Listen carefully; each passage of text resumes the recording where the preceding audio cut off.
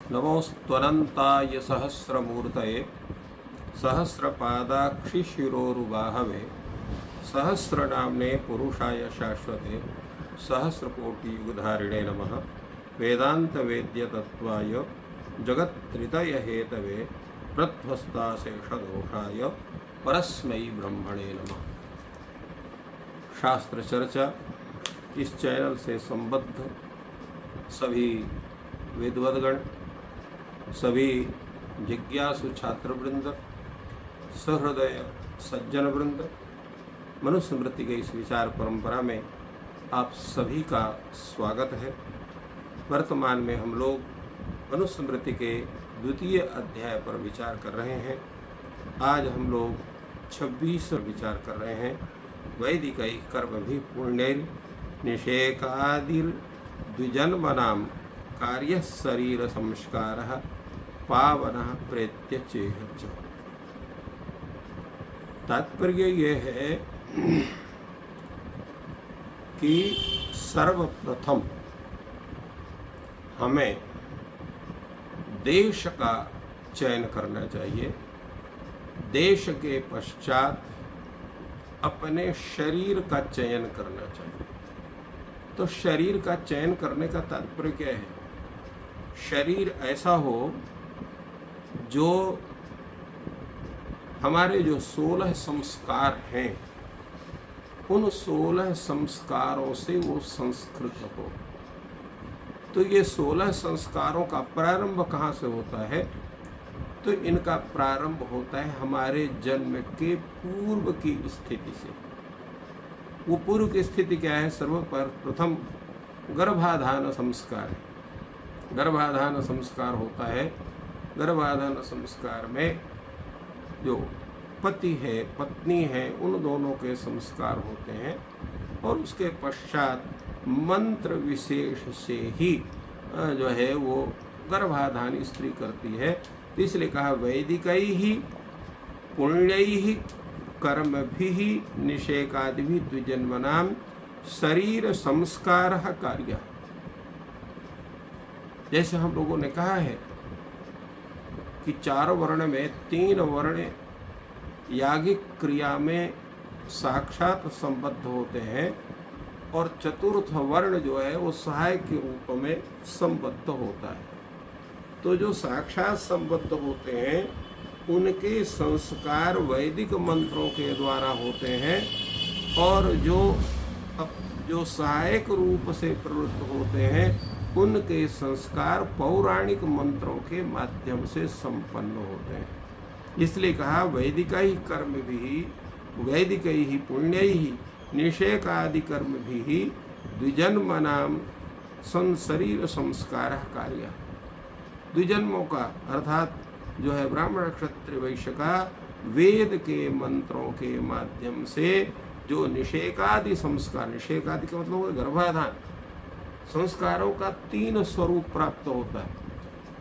एक होता है जन्म पूर्व संस्कार, दूसरे होते हैं जन्मोत्तर संस्कार और तीसरा होता है द्विजाधायक संस्कार और चौथा संस्कार जो होता है जो इसके अंतर्गत आते हैं वो हमारा गृहस्थाश्रम प्रवेश संस्कार, जिसको हम विवाह संस्कार के रूप में कहते हैं। उसी में अग्न्याधान संस्कार भी होता है और इसके बाद मुख्य होता है पंचम जो है अंत्येष्टि संस्कार।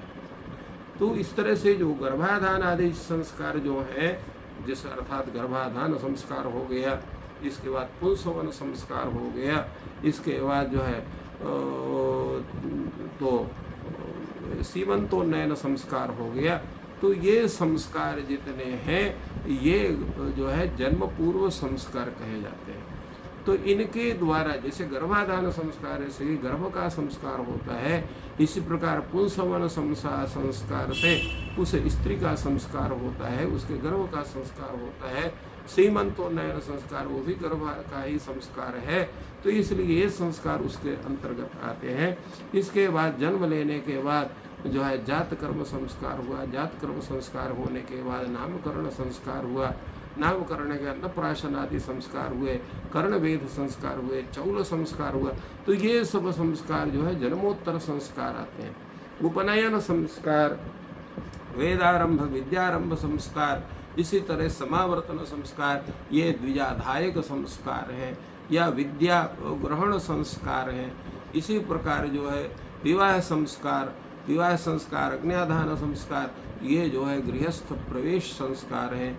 और इसके अनंतर जो है अंत्येष्टि संस्कार, जिसके विषय में सब कोई जानते हैं संस्कार। तो इन संस्कारों के द्वारा सर्वप्रथम अपने शरीर को संस्कृत करना चाहिए। इसलिए इन्होंने कहा कि वैदिक ही पुण्य ही कर्म भी द्विजन्मनाम निषेकादि शरीर संस्कार कार्य। क्यों करना चाहिए ये सब संस्कार? तो कहते हैं जब आप संस्कार से युक्त होंगे तो आप अपने संपूर्ण वैदिक कर्मों के और उससे संप्राप्त पुण्य के द्वारा अनेक जो पवित्र लोक हैं उनको प्राप्त करने के आप अधिकारी बनते। इसलिए इन संस्कारों करना चाहिए, क्योंकि ये शरीर के संस्कार करने से शरीर से संबद्ध जो हमारा जीव तत्व है, उससे संबद्ध जो अंतःकरण तत्व है, हमारी संपूर्ण जो इंद्रियां हैं, उनकी पवित्रता बनती है। उनकी पवित्रता बनने से हमारे विचारों की शुद्धि होती है। विचारों की शुद्धि से हमारे संपूर्ण कर्मों की शुद्धि होती है और हम समाज के लिए, देश के लिए, सभी के लिए हम कल्याणकारी हमारा स्वरूप बनता है। इसलिए इन संस्कारों करना चाहिए।